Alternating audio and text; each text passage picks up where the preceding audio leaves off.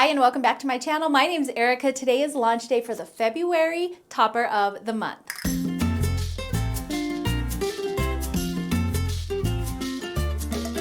So we did release the January topper just a little bit late because I was still getting caught up from Vlogmas, but going forward they will be releasing on the first Thursday of each month. So if you don't know what the topper of the month is, it is the 2025 monthly quilting and cross stitch series that I'm putting out.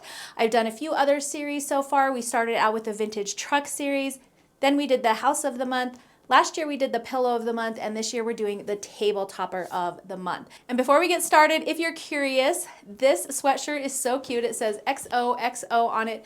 I got it for my daughter's birthday party one year because she was doing a Valentine's theme and we all had to dress Valentine's. So I think it's really cute. I will link where I got this below. I think it was United Monograms or something like that. So it's really fun. Anyway, super cute. I will link this below. All right, let's go ahead and get started with the February Quilty Topper. So without further ado, let's start off with the Quilty Topper. So this is what my finished Quilty Topper looks like. It's got a cute little gnome there in the center, and if you'll notice, his beard is a heart for February. And then I also did a bunch of crisscross blocks and hearts in the corners as the frame for it. I think it turned out really, really cute. The fabric that I used for this are all of the leftovers from my fabric lines that I've released so far. So there are some of my Christmas line in here that was called Believe. There are mostly prints from my first line called Bloom, and I really was working with my scraps a lot. So you can see I have just a variety of different prints in there.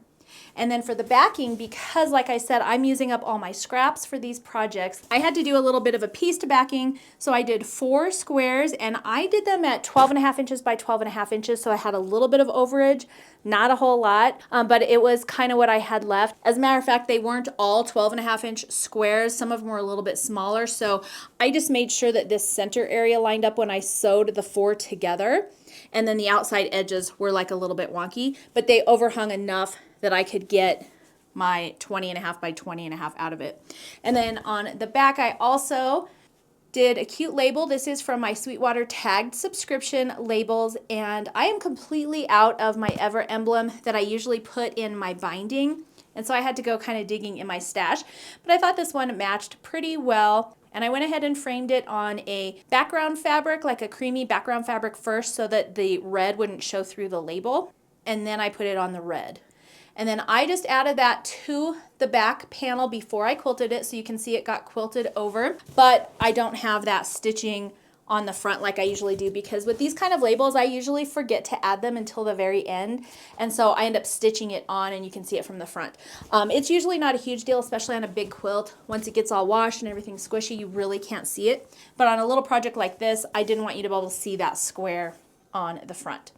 And then for the quilting, I tried something new, and this was just, I just kind of was winging it here, but I'm terrible at drawing hearts even on a good day, but I thought, you know, swirls and hearts would be really cute.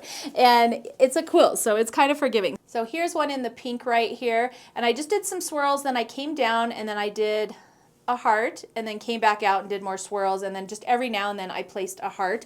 None of my hearts are perfect. I'm a terrible heart drawer.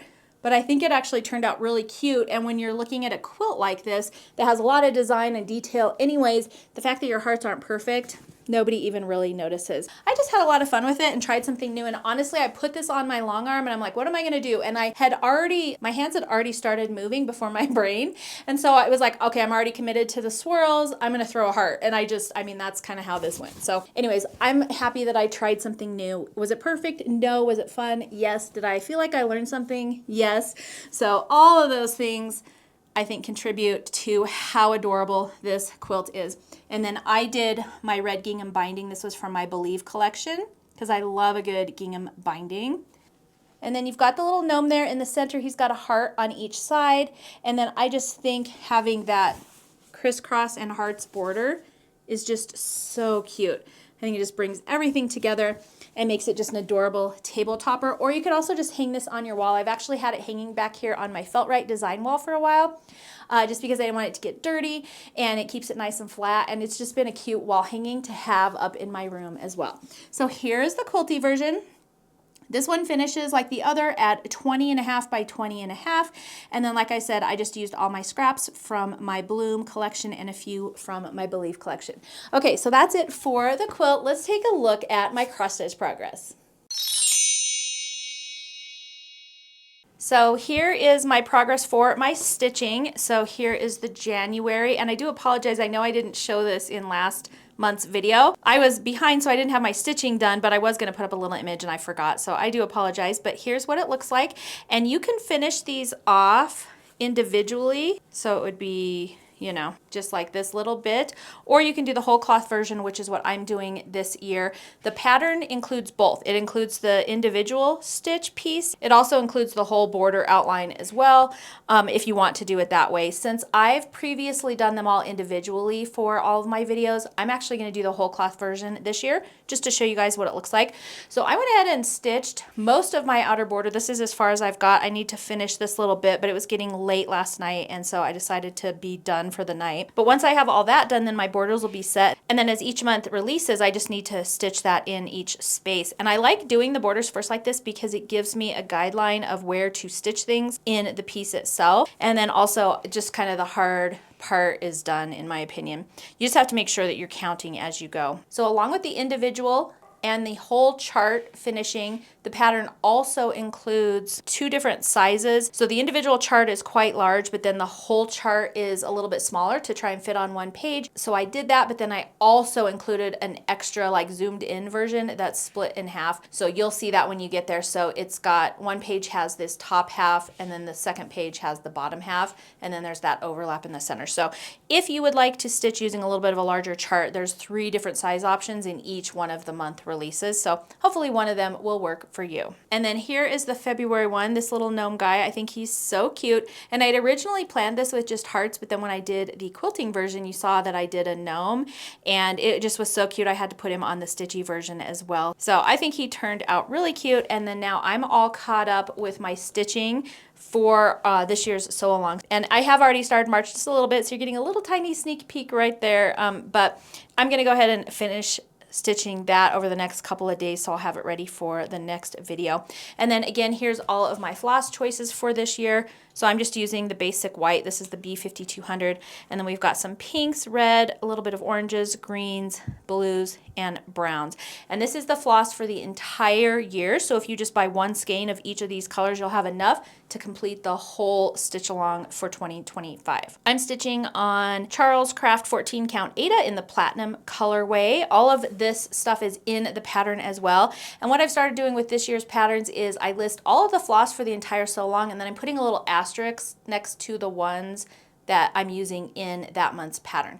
So if you just want to stitch this one, then you would just need to get those flosses. So hopefully that's going to make sense to you guys. So here is the progress for our 2025 stitchy pieces. Don't forget to share yours in our Sew With Me group on Facebook. I'll make sure to link that below. But I'd love to see how you're doing it. And then leave me a comment below letting me know, are you finishing the whole cloth version or are you doing them individually? I would love to hear and see what you guys are working on. All right, guys, that is it for the February release. I will put a link on where you can get this pattern. You can also go to store.confessions if a homeschooler there. And I'm just putting a link right on the homepage to the topper, current topper of the month. So you should be able to find that there. And as a matter of fact, if you got either the Believe or the Bloom collection, you have scraps left over from those quilts, which you should, you might be able to have enough to get this topper done.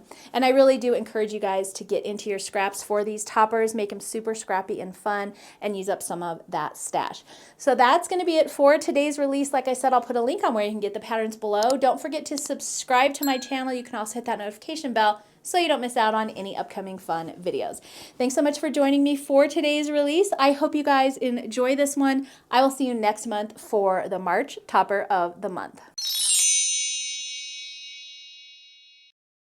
So we released the January topper a little bit late just because I was still getting caught up from Vlogmas. So let's go ahead and just dive right in, and we're going to start off with the Quilty Topper. This one is so cute. I think you're really going to like it. It's sideways. As a matter of scrap, they were... As a matter of scrap. All right, let's go ahead and get started with the March.